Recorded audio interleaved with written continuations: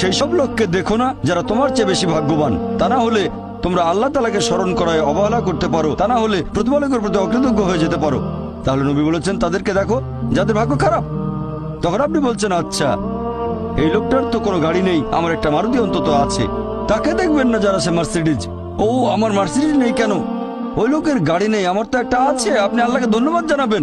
যখন মার্সিডিজ গাড়ির মালিকের সাথে নিজেকে তুলনা করবেন, ও আমার কেন মার্সিডিজ গাড়ি দিলেন না, তাদেরকে দেখবেন যাদের ভাগ্য খারাপ। তাহলে আপনি আল্লাহ সুবহানাহু ওয়া তাআলাকে স্মরণ করছেন। আর এটাই বৈশিষ্ট্য মানুষের। এরকম একটা গল্প যে এক লোকের মনে অনেক দুঃখ, কারণ তার কোনো জুতো নেই।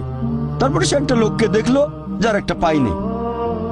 লোকটা অভিযোগ করতো আল্লাহর কাছে যে জুতো নেই, আল্লাহর কাছে অভিযোগ করতো আমার কোনো জুতো নেই। তারপর সেই লোকটাকে দেখলো যার একটা পা নেই। তখন সে আল্লাহকে ধন্যবাদ জানালো, আমার অন্তত দুটো পা আছে।